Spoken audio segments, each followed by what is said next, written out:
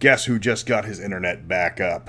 Well, I know I was supposed to be talking about the master level adventures and how to fix them compared to what they were doing, because that's what you voted on, but I wrote this yesterday, not expecting to have my internet back up until another week, so I'm going to go with this one. And this is Welcome to Mystara, as we are converting more 5th edition modules to Mystara. I was doing 2 a week until I realized that Dungeon of the Mad Mage was a super dungeon that was going to take an entire video by itself. And I also suddenly remembered Curse of Strahd needs no conversion at all, so that one was off the list. That gave me the idea of talking about how to make a module Mystaran, and why not all modules need to be converted to Mystara. This time we're looking at Descent into Avernus and Out of the Abyss. I'm Mr. Welch, and we are week 2 into the quarantine. Well, technically I'm not. My job is deemed essential by the state of Texas, so I'm still working, though it's only half days. But thinking about Curse of Strahd for a moment, it shows a perfect example of how a setting defines an adventure. The adventure is just the original Ravenloft with some extra bits strapped on. Ravenloft is considered one of the greatest D&D adventures by a huge number of people, and more than a few of them rank it at the top spot. So even if you shave off all the extra bits that were added onto it by wizards, it still is a fantastic module no matter what the addition is. It also serves as a perfect example of a module you just can't lift out of a specific setting and drop it into another one. Ravenloft at its core is about isolation and control. Strahd has ruled Barovia for so long that people have no memory when he wasn't their lord. They can't flee because of the killer mists. They dare not ask him for help, all they can do is live in fear. Those two features by themselves are easy enough to transplant, but together it makes it difficult to reskin it into an established setting. Sure, you can replace Barovia with your own made-up nation in Draculastein, where it's the same place with the serial numbers filed off, but that's not making any changes beyond the superficial. Mystara has 2 Slavic-themed areas that could fit the feel of Barovia with Karamikos and Moldavia, but outside their Slavic field they don't have the same limitations Ravenloft has. Karamikos isn't controlled by a vampire lord that doesn't let you leave, and while Moldavia is vampire-controlled, he also shares power with the other Glantrian princes, so his control isn't monolithic. Ravenloft only works in Ravenloft because the history is so intertwined with the actual mechanics and the lore of the module. Now we skip over to Out of the Abyss, which was the module that I was trying to convert, and I realized as much as Curse of Strahd is a Ravenloft module, Out of the Abyss is forever tied to the Forgotten Realms. It requires so much Forgotten Realms lore and creatures that it's almost impossible to set it anywhere else, though I think Greyhawk might be possible. The inherent problem with the conversion is that kitchen sink settings are like AB positive blood. They can take practically anything and make it their own, but reversing it isn't always possible. You have to start taking out specifics to make it fit into other settings, but the more you take out, the less the module makes sense. Forgotten Realms modules, especially in 5th edition, have so much variety and diversity that they dwarf the variety of other settings. Look at the menagerie of NPCs the party gets saddled with at the very start of the module, for example. You've got a Darrow, a Quaggoth, a Dwarf, several Deep Gnomes, an Orc, a Drow, a Kuatoa, and a Myconid for the races. That's 8 different races, and only 2 of those races are canon in Mystara.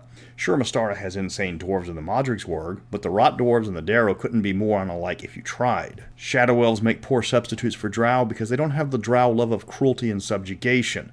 Mystara doesn't have anything close to a Deep Gnome. I mean, you could use a Geonid, but those are very different creatures. The substitution problem starts showing up in the opening pages of Out of the Abyss. It's not just Mystara that would have a tough time cramming all these creatures into its lore. Darksun is completely alien compared to the Forgotten Realms. They have no concept of the Underdark. Dragonlance and Birthright would also be hard-pressed to explain where all these new races came from. In Out of the Abyss, you're walking through the pass of the Underdark and occasionally taking a boat to go to all these different places. In Mystara, the world below isn't a place you just walk from one place to another. A lot of it is only passable if you fly there. Mystara's world below, which is the closest thing the setting has to an Underdark, is very unstable geologically. So it's not someplace you just walk from point A to point B. You're going to have to fly some places. You're going to have to avoid all of the hazards that are inherent in it. It is far more treacherous, and because of the inherent danger to it, you're not going to have the large populations of people living underground like you do in Forgotten Realms. The most famous city in the Underdark is Menzoberranzan, which is protected by all these magics, and all the Drow live there.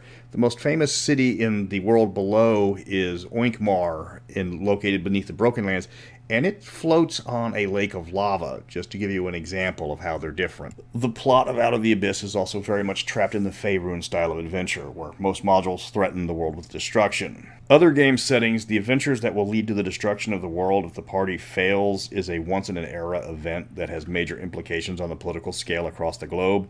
Planet-threatening adventures that could destroy the entire setting in Faerun are called Tuesday. Then look at the core plot, with it being entirely about an invasion of demon princes into the world, and that flies into one of the core themes of Mystara, which is a cold war among various power players. The entropic immortals don't invade because they know the other immortals would intervene against them. The same goes for any of the other spheres of power. Energy, for example, is trying to gain more power with the Radiance, so the other immortals are trying to stop them.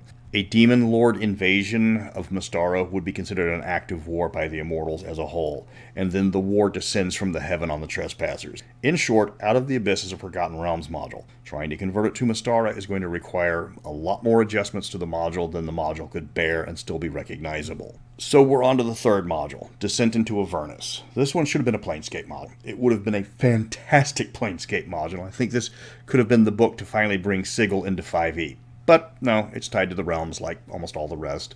The module has two parts, one part in the material plane and one part in the hells. Leave the part in the hells alone. There's no conversion needed. You're going to an alien realm with nightmarish rules. That's already laid out for you. What we're converting is the not hell part of the module. Step 1, find a city to replace Baldur's Gate. There's two cities that you need to adjust to the module, the other one being El Terrell. You need to find a human cosmopolitan city, so the module is not going to be set in Ethengar or Etrugan. If you don't mind a Roman theme for the start, Theatis has a large number of cities that would be the perfect size. Port Lusinius is a great substitution. For El Terrell, you don't have to change much. Just rename the city to something similar to the nation that you're putting it in. So if you have it in Theatis, you give it a Roman theme like Ocelia. While if you put it in, say, Irindi, it could be like Manatupa or something similar.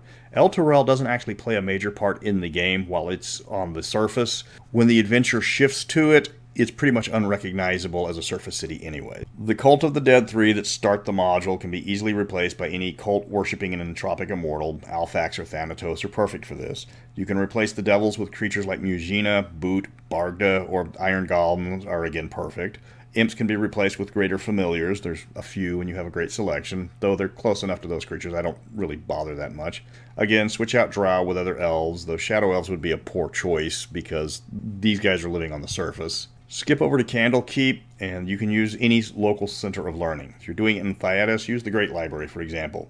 The artifact shield that you will get can be replaced with a Hupzine of incredible power. That's a sentient, inanimate construct with magical abilities for those not familiar with Mystaran monsters. Of course, just change the Tiefling to another arcane-using race to keep with the setting. After that, you're going to find the Hollyphant, and then the party goes to Avernus. After that, you don't need to convert any further. You're going to have to explain why Zariel got permission to raise an army to fight in the Blood War, which is usually not allowed by the Immortals, but it gives you an out because perhaps she signed a contract with a powerful lawful immortal, say Ixion, and he gave her permission.